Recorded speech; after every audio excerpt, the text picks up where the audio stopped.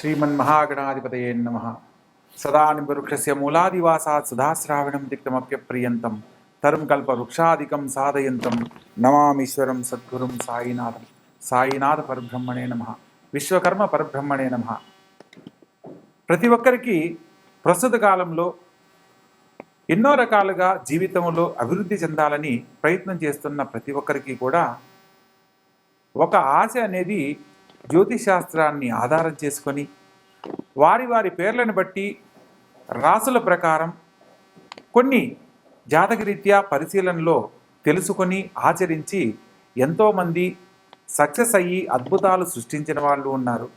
కొందరు జాతకంలో ఎదుర్కొంటున్న సమస్యలకు ఇబ్బంది పడుతున్న వారు ఉన్నారు. అటువంటి సందర్భంలో ప్రత్యేకంగా మనకు అమావాస్య పౌర్ణమి ప్రతి 15 రోజులకు ఎలా అయితే వస్తుందో అదేవిధంగా ఇదే 2025వ సంవత్సరము సెప్టెంబర్ మాసంలో 21, 22 తారీఖుల్లో కేతుగ్రస్త పాక్షిక సూర్యగ్రహణం ఏర్పడుతుంది. గురువుగారు ఇన్నాళ్ళు రాసుల ప్రకారం చెప్తున్నారు కదా, ప్రత్యేకంగా ఈ యొక్క గ్రహణం గురించి చెప్పడంలో మీ యొక్క ఆంతర్యం ఏమిటి అని మీకు సందేహం కలగవచ్చు. తప్పకుండా తెలియజేస్తాను. మనము ప్రతి ఒక్కరం కూడా జీవితంలో సక్సెస్ అవ్వడానికి చేసే ప్రయత్నాలలో కొత్త కొత్త అంశాల కోసం తెలుసుకునే ప్రయత్నం చేస్తూ ఉంటాం. ఇప్పుడున్న పరిస్థితుల్లో ఎన్నో రకాలుగా సక్సెస్ అవ్వడానికి ప్రయత్నం చేస్తూ విఫలమవుతున్న కొందరికి ఈ యొక్క గ్రహణము ఎంతో ఉన్నతమైన అవకాశాలను కల్పించడానికి అవకాశం ఉంది. కొందరి జీవితాల్లో సామాన్యమైన ఫలితాలను ఇస్తుంది. కొందరి జీవితాల్లో ఇబ్బందికరమైన పరిస్థితులను ముందుగా తెలుసుకొని జాగ్రత్త పడడానికి అవకాశం ఉంది. ప్రత్యేకంగా ఈ యొక్క గ్రహణం గురించి మనం చర్చించుకునే అంశంలో సూర్యుడు చంద్రుడు సంయోగ కాలంలో మనకు ఈ యొక్క అమావాస్య అనేది ఏర్పడుతుంది. ఆ అమావాస్య ఏర్పడే సందర్భంలో రాహుగ్రహం కానీ కేతుగ్రహంతో దగ్గరగా సంచరిస్తున్నప్పుడు ఆయా గ్రహాల సంయోగంలో ఈ యొక్క గ్రహణం ఏర్పడుతుంది. ప్రస్తుత కాలంలో కన్యా రాశిలో ఈ యొక్క గ్రహణం ఏర్పడుతుంది. కేతువు దగ్గరగా ఉండడం వల్ల కేతుగ్రస్త పాక్షిక సూర్యగ్రహణంగా దీన్ని తెలియజేయడం జరుగుతుంది. ఇందులో మనం జరగబోయే మార్పుల గురించి తెలుసుకుందాం. ముందు ఉదాహరణకు 1918లో స్పానిష్ ఫ్లూ అని సెప్టెంబర్లో వచ్చిన గ్రహణం వల్ల కోట్లాది మంది జనం కాలం చేయడం మనం చరిత్రలో తిరగేస్తే తెలుసుకోవచ్చు. అదేవిధంగా 1962లో చైనా యుద్ధం జరిగింది. ఆ యుద్ధంలో కూడా ఎంతోమంది క్షతగాత్రులైన వాళ్ళని మనం గమనించవచ్చు. ఆ తదుపరి 2001లో గుజరాత్లో భూకంపం వచ్చి ఎంతోమంది ప్రాణ నష్టం జరగడాన్ని మనం తెలుసుకోవచ్చు. 2009లో సంపూర్ణ సూర్యగ్రహణం ఏర్పడింది. ఆ సందర్భంలో ఎంతోమంది ఆర్థిక సంక్షోభంతో విలవెల్లాడుతూ ఇబ్బందులు పడిన వాళ్ళని మనం గమనించవచ్చు. అదేవిధంగా ప్రతి ఒక్క గ్రహణానికి ఒక సూచన రూపంలో మనకు తెలియజేస్తూ ఎన్నో రకాల అంశాలను తెలుసుకొని పరిహారాల రూపంలో మనం ఆచరించే విధానాలను బట్టి గొప్ప జీవితాన్ని పొందే అవకాశం ఉంది. కాబట్టి భగవంతుడు మనకిచ్చిన అవకాశాన్ని ఉపయోగించుకుంటూ ఈ యొక్క గ్రహణం గురించి ప్రతి ఒక్క రాశుల వారు వివరంగా తెలుసుకోండి. ఏదైతే గొప్ప జీవితం ఉన్నవాళ్ళు కానీ లేదా జాతకరీత్యా కొన్ని ఇబ్బందులు ఎదుర్కొనబోతున్న వారికి సంబంధించిన విషయాల గురించి కానీ తెలుసుకొని పరిహారాల రూపంలో ఏం చేయాలో తెలుసుకొని ఆచరించిన ప్రతి ఒక్కరూ కూడా యోగ జాతకులే. ప్రతి ఒక్కరికి ఒక అద్భుతమైన అవకాశాన్ని తెలియజేస్తూ ఈ యొక్క వీడియో చేయడం జరుగుతుంది. మీకు జాతకరీత్యా ఏదైనా సందేహం ఉన్నట్లయితే కింద స్క్రోల్ అవుతున్న నెంబర్కు కాల్ చేసి తెలుసుకునే ప్రయత్నం చేయండి. తప్పకుండా ప్రతి ఒక్క విషయాన్ని తెలియజేయడం జరుగుతుంది. ఇందులో భాగంగా ఈ యొక్క గ్రహణం ఏర్పడిన సమయంలో ప్రత్యేకంగా 4 రాసుల వారు మాత్రం అద్భుతమైన యోగ ఫలితాలు పొందబోతున్నారు. ప్రత్యేకంగా విశ్వభావ రాశుల్లో ఉన్నవాళ్ళు మిశ్రమ ఫలితాలు పొందబోతున్నారు. అదేవిధంగా కొన్ని 4 రాసుల వాళ్ళు కొంత ఇబ్బందులు ఎదుర్కొంటూ పరిహారాల ద్వారా ఉన్నతమైన జీవితాన్ని పొందే అనుకూలతను పొందబోతున్నారు. వాటి గురించి వివరంగా ఒక్కొక్క రాశుల వారీగా మనం ఇప్పుడు తెలుసుకునే ప్రయత్నం చేద్దాం. ముఖ్యంగా ఈ సంవత్సరం 2025 సెప్టెంబర్ 21, 22 తారీఖుల్లో ఏర్పడే పాక్షిక సూర్యగ్రహణం, కేతుగ్రస్త పాక్షిక సూర్యగ్రహణం గురించి తెలుసుకునే అంశంలో మన యొక్క భారతీయులకు ఈ యొక్క గ్రహణ దోషం వర్తిస్తుందా, గ్రహణ సూతకం వర్తిస్తుందా లేదా అన్న విషయాన్ని మనం తెలుసుకుందాం. ప్రత్యేకంగా మనకు సూర్యోదయ కాలంలో సూర్యగ్రహణం ఏర్పడితే మనకు భారతదేశంలో అది దోషంగా పరిగణ చేయడం జరుగుతుంది. కానీ ఇతర దేశాలలో అంటే న్యూజిలాండ్, పసిఫిక్ మహాసముద్రం ప్రాంతము, అంటార్కిటికా ప్రాంతము, ఈ సరిహద్దుల్లో ఈ యొక్క గ్రహణం ఏర్పడుతుంది. సూర్యోదయ కాలంలో అక్కడ ఏర్పడుతుంది అని అంటే మనకు రాత్రి కాలం అవుతుంది. కాబట్టి భారతీయులకు ఈ యొక్క సూర్యగ్రహణ దోషం అనేది ఏది వర్తించదు, అంటే గ్రహణ సూతకం అనేది వర్తించదు. కానీ ఈ గ్రహణ దోషం వర్తించినప్పుడు మనం ఎందుకు దీని గురించి ఆలోచించాలి అని సందేహం కలగవచ్చు. కానీ గ్రహణం ఎక్కడ ఏర్పడినప్పటికీ కూడా గ్రహణ దోషాన్ని పోగొట్టుకునే దానికి చేసే పరిహారాల వల్ల గొప్ప జీవితాన్ని పొందడానికి అవకాశం ఉంది. అందులో ప్రత్యేకంగా సూర్యగ్రహ సంచారంలో ఈ యొక్క గ్రహణం ఏర్పడుతుంది. కాబట్టి రవి గ్రహానికి సంబంధించిన నక్షత్రాల వాళ్లకు, రాసుల వాళ్లకు కొంత ఇబ్బందికరమైన పరిస్థితులను ఎదుర్కొంటూ గొప్ప జీవితాన్ని పరిహారాల రూపంలో పొందడానికి అవకాశం ఉంటుంది. ఒక్కొక్క రాశుల వారిగా ఇప్పుడు వివరంగా తెలుసుకునే ప్రయత్నం చేద్దాం. ప్రత్యేకంగా ఉన్నతమైన జీవితాన్ని, భవిష్యత్తు సంబంధించి ఎప్పటి నుంచో ప్రయత్నం చేస్తూ విఫలమవుతున్న వాళ్ళకి ఒక అద్భుతమైన అవకాశంగా ఈ యొక్క గ్రహణ సమయంలో 4 రాశుల వాళ్ళ గురించి మనం ఇప్పుడు చర్చించుకుందాం. అందులో ప్రధానంగా వృషభ రాశి, కర్కాటక రాశి, వృశ్చిక రాశి మరియు మకర రాశి. ఈ యొక్క రాశుల వాళ్లకు అద్భుతమైన యోగ ఫలితాలు పొందబోతున్నారు. ప్రత్యేకంగా ఈ రాశుల్లో పుట్టిన వారికి ఎప్పటి నుంచో ఆగిపోయిన పనులు మరలా తిరిగి ప్రారంభం కాబోతున్నాయి. విదేశీయాన యోగంలో స్థిరపడాలనుకున్న వారికి నూతన అవకాశాలు రాబోతున్నాయి. కోర్టు ద్వారా పరిష్కారం కాని సమస్యలు పరిష్కరించబడుతున్నాయి.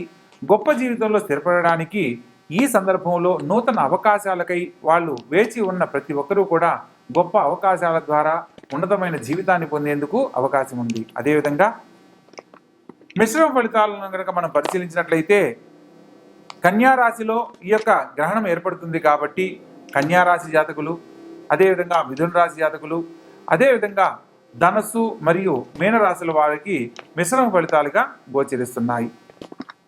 లగ్నంలో గ్రహణం ఏర్పడినప్పుడు కన్యారాశి వారికి, సప్తమ స్థానంలో మీనరాశి సంచరిస్తున్న వారికి, మీనరాశి జాతకులకు, ప్రత్యేకంగా రాజ్యస్థానంలో మిథున రాశి జాతకులకు, చతుర్థంలో సంచరిస్తున్న ధనుసు రాశి జాతకులకు మిశ్రమ ఫలితాలుగా సూచన చేయడం జరుగుతుంది. అంటే పరిష్కారం కాని సమస్యలు పరిష్కరించబడము జరుగుతుంది, కానీ ఆలస్యంగా సక్సెస్ అవ్వడం జరుగుతుంది.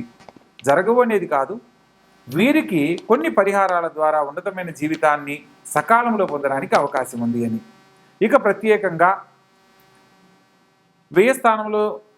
వ్యయస్థానం సూర్యుడికి సంబంధించిన సింహరాశి అవుతుంది. అందుకని సింహరాశి మరియు తులారాశి, అదేవిధంగా కుంభరాశి మరియు మేషరాశి జాతకులకు ఈ యొక్క గ్రహణ సూతకం సంబంధించిన కొన్ని పరిహారాల ద్వారా గొప్ప జీవితాన్ని పొందే అనుకూలత ఉంది.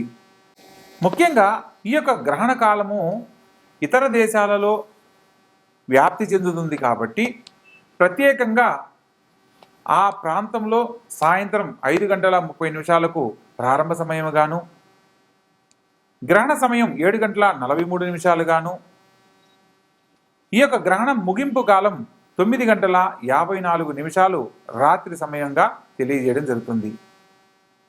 ఆయా ప్రాంతాలకు మన భారతీయ సాంప్రదాయానికి సంబంధించి అక్షాంశ రేఖాంశాలను కనుక పరిశీలించినట్లయితే మనకు ఆ సమయము రాత్రి 10:59 ప్రారంభ కాలంగాను, 21వ తారీఖు రాత్రి 10:59 తర్వాత ఈ యొక్క గ్రహణ సమయము కరెక్ట్గా 22వ తారీఖు 1:13 సూర్యోదయ పూర్వకాలంగాను, తదుపరి 3:23 ముగింపు కాలంగా 22వ తారీఖు నాడు పూర్తవుతుంది.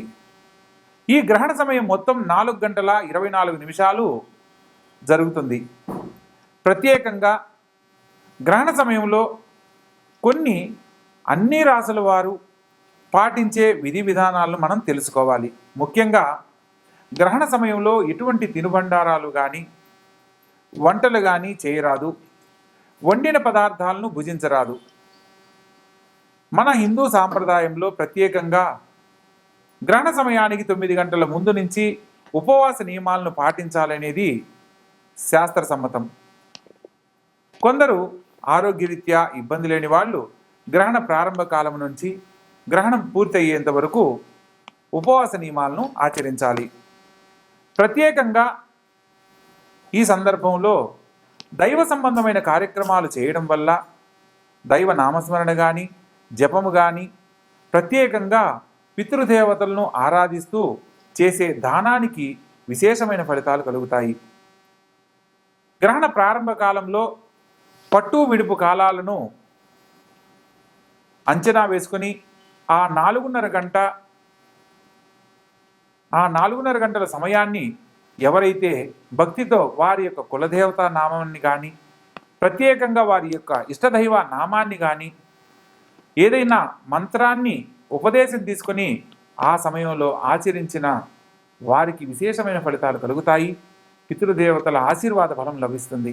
అదేవిధంగా ఈ యొక్క గ్రహణ సమయం పూర్తయిన తరువాత సూర్యోదయ కాలంలో పేదవారికి అన్న సంతర్పణ ఏర్పాటు చేసి పితృదేవతలను ఎవరైతే స్మరణ చేస్తారో వారికి అఖండ ఐశ్వర్య ప్రాప్తి కలుగుతుంది.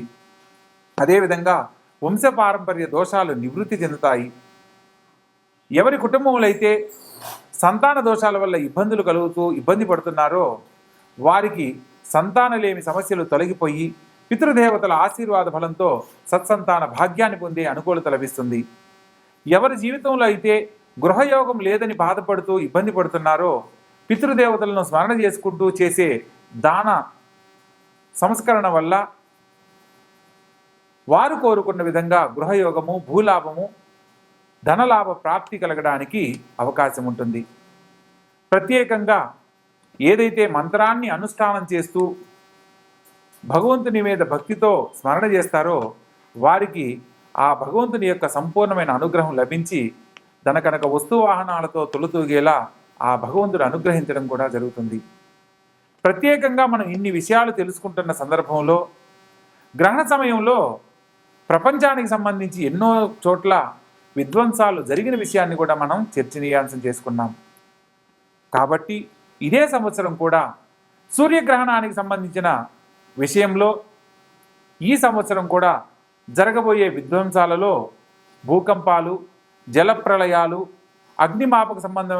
అగ్నిమాపకానికి సంబంధించిన విషయాలలో అగ్ని ప్రమాదాలు, రాజకీయాలలో కొన్ని మార్పులు, రాజకీయ పలుకుబడి చెందిన ఉన్నతమైన వ్యక్తులలో కొందరు కాలం చేయడం లాంటి పరిస్థితులు, అనుకోని సంఘటనలు ఎదుర్కోవడం లాంటివి జరగడానికి ఈ సూర్యగ్రహణం ద్వారా మనం తెలుసుకోవచ్చు. శ్రీమద్ విరాట్ పోతులూరి వీరబ్రహ్మేంద్ర స్వాములు వారి కాలజ్ఞానం అంచనా ప్రకారము ఈ యొక్క 2025లో అనేక చోట్ల అనేక రకాలుగా జలప్రళయాల ద్వారా కొంత జన నష్టము, భూకంపాల ద్వారా కొంత ధన నష్టము, భూ నష్టము, ఆర్థిక మాంద్యానికి సంబంధించిన సమస్యలు ఎదుర్కోవడము, యుద్ధాలు లాంటివి జరగడానికి ఎక్కువగా అవకాశాలున్నాయి. మరియు రాబోతున్న కాలంలో ఇంకా అనేక రకాల ప్రమాదాలు జరగడానికి కూడా అవకాశం ఉంది. ప్రస్తుత కాలంలో సాంకేతిక రంగంలో అనుకోని మార్పులు చోటు చేసుకుంటున్నాయి. మనం ప్రస్తుతం గమనిస్తున్న విషయంలో ప్రతి ఒక్కరూ కూడా సాంకేతిక రంగానికి సంబంధించి కొన్ని సంస్థలను ఆధారం చేసుకొని ఎన్నో రకాల కొత్త కొత్త ప్రయోగాలు చేస్తున్నారు. అందులో ఇప్పుడు ఏఐ టెక్నాలజీ పేరుతో ఎన్నో రకాల కొత్త అంశాలను కనుక్కొని వాటి ద్వారా నూతన టెక్నాలజీని భవిష్యత్తులోకి తీసుకొస్తున్నారు. దీనివల్ల ఎప్పటి నుంచో ఉన్న వాటి వల్ల ఎన్నో రకాల సమస్యలు ఎదుర్కోవడము, కొత్త సాంకేతిక రంగాల వల్ల ఎంతోమంది నిరుద్యోగ సమస్యలను ఎదుర్కోవడం లాంటివి జరగడానికి కూడా అవకాశం ఉంది. కాబట్టి రాబో తరాలు వారికి ఇప్పుడు జరగబోతున్న సూర్యగ్రహణాన్ని ఆధారం చేసుకుని ఏదైతే పరిహారంగా మనం తెలుసుకుని ఆచరిస్తామో తద్వారా మన జీవితాలకు సంబంధించి సమస్యలు లేని జీవితాన్ని పొందడానికి అవకాశం ఉంది. కాబట్టి జ్యోతిష్ శాస్త్రంలో ఒక ముఖ్యమైన విషయాన్ని మనం తెలుసుకోవచ్చు. జననీ జన్మ సౌఖ్యానాం వర్ధనీ కుల సంపదం పదవి పూర్వపుణ్యానాం లిఖ్యంతే జన్మపత్రిక. మనము ఈ జనని అంటే ఈ యొక్క భూమి మీద జన్మ సౌఖ్యానం, ఈ భూమి మీద జన్మించాము అంటే వర్ధనీ కుల సంపదం, ఏ వంశంలో పుట్టామో ఎటువంటి స్థితిగతులు పొందబోతున్నామో పదవీ పూర్వపుణ్యానం, గత జన్మలో చేసిన పాపకర్మ పుణ్య ఫలితాలను ఆధారం చేసుకుని కొన్ని పరిహారాల ద్వారా లిఖ్యంతే జన్మపత్రిక, వాటి గురించి సవివరంగా రాస్తున్నదే ఈ జన్మపత్రిక అని ఎవరి జన్మలగ్న పత్రిక రాయిపోయే ముందు ఈ యొక్క శ్లోకాన్ని లిఖించి తదుపరి వారి యొక్క జీవిత జాతక చక్రాన్ని లగ్న చక్రాన్ని కట్టడం అనేది జరుగుతుంది. ఆ సందర్భంలో జాతకంలో ఎన్నో రకాల దోషాలు ఉన్నప్పటికీ కూడా ఈ జాతకులు యోగ జాతకులేని రాసి తదుపరి అయినప్పటికీ అని చెప్పి తదుపరి దానికి సంబంధించిన పరిహారాలను ఆచరించినట్లయితే ఈ కుటుంబంలో వీరి తండ్రి దేవత పితృదేవతలు అందరూ కూడా ఆనందకరమైన జీవితాన్ని పొందుతారనేది మనం తెలుసుకోవచ్చు. ఏదైనా దోషం ఉన్నప్పుడు దోషానికి సంబంధించి మనం పరిహారం చేస్తున్నామా, లేకపోతే సంతానంలో దోషం కలిగింది, మాతృదోషం, పితృదోషం లేదా భ్రాతృదోషం, ఇలా మామగారి గండం, ఇలా రకరకాల దోషాలు ఉన్నాయి కొన్ని నక్షత్రాల వారికి. ఆశ్లేష నక్షత్రం అత్తగారికి కీడంటారు, మూలా నక్షత్రం మామగారికి కీడంటారు, జ్యేష్ఠ నక్షత్రం భర్త అన్నగారికి కీడంటారు, విశాఖ నక్షత్రం భర్త తమ్ముడు గారికి కీడంటారు. ఇలా మనకు జాతకంలో పుట్టిన సమయాన్ని బట్టి ఎన్నో రకాలుగా దోషాలు ఉన్నప్పటికీ మనం పరిహారాలు చేసుకుంటూ మన యొక్క జీవితాన్ని గొప్పగా మార్చుకుంటున్నాం. కానీ పనికి రాదని పక్కన పెట్టట్లేదు. జ్యోతిష్ శాస్త్రము అదే చెప్తుంది. జ్యోతిర్ అంటే జీవితానికి సంబంధించిన వెలుగుకు సంబంధించింది, శాస్త్రం అంటే దాని గురించి అధ్యయనం చేయబడింది అని.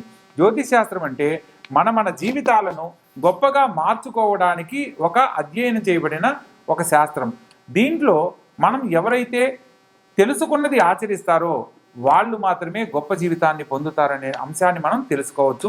ఎంతోమందిని ఉన్నతమైన జీవితంలో ఉన్న వాళ్ళని మనం చూసి తెలుసుకోవడానికి అవకాశం ఉన్నది. ప్రస్తుత కాలంలో ఒక్కొక్క రాశుల వారిగా ఏ రాశుల వారు ఎటువంటి స్థితిగతులు పొందబోతున్నారు, ఏ పరిహారాల ద్వారా ఉన్నతమైన జీవితాన్ని పొందబోతున్నారు అన్న అంశాన్ని వివరంగా తెలుసుకుందాం. తులారాశి.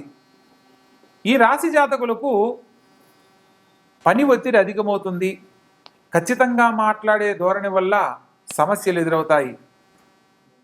మీరు ఎంత కష్టపడినప్పటికీ మీ యొక్క శ్రమను గుర్తించలేని పరిస్థితులు ఎదురవుతాయి. అంత మాత్రాన మీరు నిరుత్సాహం చెందాల్సిన అవసరం లేదు. ప్రస్తుత కాలంలో మాత్రమే సమస్యని ఎదుర్కోవడం జరుగుతుంది. కాబట్టి కార్య నిమగ్నులై శ్రమతో ఓర్పుతో సహనాన్ని జయించి మీరు కోరుకున్న గొప్ప జీవితాన్ని పొందే అవకాశం ఉంది. కాబట్టి ప్రతి సందర్భంలో కూడా సంయమనం పాటిస్తూ మంచి సమయం కోసం వేచి ఉండాలని సూచనగా తెలియజేయడం జరుగుతుంది. ప్రత్యేకంగా తండ్రి సంబంధీకులతోనూ తండ్రితోటూ ఎటువంటి వాగ్వివాదాలు చేయకూడదు. కొన్ని సందర్భాలలో చెడు వార్తలు వినడానికి అవకాశం ఉంటుంది. ముఖ్యమైన విషయాలలో తండ్రి సలహా మేరకు తీసుకునే ప్రతి నిర్ణయంలో విజయ ఫలితాలు పొందుతారు. వ్యాపార భాగస్వాములతో ఎటువంటి సమస్యలు తలెత్తకుండా జాగ్రత్త పడాలి. వాగ్వివాదాలకు దూరంగా ఉండాలి. ప్రత్యేకంగా మానసిక ప్రశాంతతను కోల్పోయే పరిస్థితులు ఎదురవుతున్నప్పటికీ మిమ్మల్ని మీరు బలంగా మోటివేట్ చేసుకుంటూ గొప్ప జీవితాన్ని పొందేలా నిర్ణయాలు తీసుకోవాలి. ప్రత్యేకంగా స్థానచలనం జరిగే అవకాశం ఉంటుంది. కాబట్టి వీలైనంత వరకు భవిష్యత్తు గురించి చక్కటి ఆలోచనతో ముందడుగు వేయాలి. ప్రభుత్వ సంబంధమైన ఉద్యోగంలో ఉన్నవారికి ఉద్యోగస్తులకు పని భారం పెరుగుతుంది. దూర ప్రాంతాల్లో స్థిరపడాలనుకున్న వారికి ఆలస్యంగా శుభ ఫలితాలు పొందుతారు. స్థానచలన బదిలీలు ఏర్పడే అవకాశం లభిస్తుంది. ధనానికి సంబంధించిన ఏ లోటు లేనప్పటికీ అనవసరమైన విషయాలలో తలదూర్చడం ద్వారా అనేక రకాల సమస్యలు ఎదుర్కొంటారు. ప్రత్యేకంగా మిత్రశత్రుత్వాలు ఏర్పడకుండా జాగ్రత్త పడాలి. రాజకీయ రంగంలో కొందరు వ్యక్తుల యొక్క నిజ స్వరూపాలు బయటపడము, తద్వారా కొంత వ్యతిరేకతలకు లోనవ్వడం లాంటి పరిస్థితులు ఎదురవుతాయి. ఇటువంటి సందర్భంలో దైవానికి సంబంధించి ప్రత్యేకంగా కులదేవతను, ఇష్టదేవతను ఆరాధించాలి. ఆర్థికపరమైన సమస్యల నుంచి బయటపడడానికి లక్ష్మీదేవిని ఆరాధించాలి. ప్రత్యేకంగా అమ్మవారికి కలువ పూలను సమర్పించి లేదా తామర గింజల మాలతోటి ఓం శ్రీం శ్రీయై నమః అనే మంత్రాన్ని ప్రతినిత్యం కనుక స్మరణ చేస్తూ ఉన్నట్లయితే ఆ అమ్మవారి ఆశీస్సులతో ఆర్థికపరమైన సమస్యలు తొలగిపోతాయి. అఖండ ఐశ్వర్య ప్రాప్తితో మీరు కోరుకున్న గొప్ప జీవితాన్ని పొందడానికి అవకాశం ఉంటుంది. గ్రహణ సంబంధమైన ఏ దోషం ఉన్నా కూడా తొలగిపోవడానికి అవకాశం ఏర్పడుతుంది. మొత్తం మీద ఈ రాశివారు పై చెప్పిన విధంగా దేవతారాధన చేయండి, గొప్ప జీవితంలో స్థిరపడండి. ప్రత్యేకంగా కేతుగ్రస్త పాక్షిక సూర్యగ్రహణానికి సంబంధించి గ్రహణ సమయంలో పాటించవలసిన విధి విధానాలను తెలుసుకొని ఆచరించండి. దైవ బలంతో మీరు కోరుకున్న గొప్ప జీవితంలో స్థిరపడండి. ప్రత్యేకంగా ఈ సమయంలో గ్రహణ సమయాన్ని మీరు సద్వినియోగపరుచుకోవాలి. అవకాశం ఉన్నంత వరకు స్నానమాచరించి గ్రహణం విడుపు కాలంలో గ్రహణం పూర్తయిన తర్వాత అన్న సంతర్పణ కార్యక్రమాలు పేదవారికి ఏర్పాటు చేయడం వల్ల పితృదేవతల అనుగ్రహం లభిస్తుంది. గ్రహణ సమయంలో ఇష్టదేవతారాధన, కులదేవతారాధన చేయడం ఎంతో అత్యుత్తమమైన మార్గంగా చెప్పడం జరుగుతుంది. ప్రత్యేకంగా మీకు కులదేవత తెలియకపోయినా ఓం నమఃశివాయ అని శివపంచాక్షరి మంత్రాన్ని పఠించిన అపమృత్యు దోషాలు తొలగిపోతాయి. దైవబలంతో అనేక రకాల ఉన్నతమైన జీవితాన్ని పొందడానికి అవకాశాలు ఏర్పడతాయి. ప్రతి ఒక్కరి జీవితంలో ఎదుర్కొంటున్న అనేక రకాల సమస్యల నుంచి బయటపడడానికి ఈ యొక్క గ్రహణ సమయం కూడా మనకు ఉన్నతమైన జీవితాన్ని అందిస్తుంది అన్న సత్యాన్ని తెలుసుకొని నడుచుకోవాలి. ప్రత్యేకంగా గ్రహణ సమయంలో ఎటువంటి తినుబండారాలు భుజించరాదు. గర్భిణీ స్త్రీలు గ్రహణ సమయంలో బయటికి రాకూడదు. ప్రత్యేకంగా మనకు భారతదేశంలో రాత్రిపూట జరుగుతున్న ఈ యొక్క సూర్యగ్రహణ కారణంగా భారతదేశానికి గ్రహణ సూచన, గ్రహణానికి సంబంధించిన సూతకం ఉండనప్పటికీ ఆచరించే విధానాన్ని బట్టి మనకు సత్ఫలితాలు పొందే అవకాశం ఉంది. కాబట్టి ప్రతి ఒక్కరూ ఆచరించండి, ఆనందకరమైన జీవితంలో జీవించండి. సర్వే జనా సుఖినో భవంతు. శుభం భూయాత్.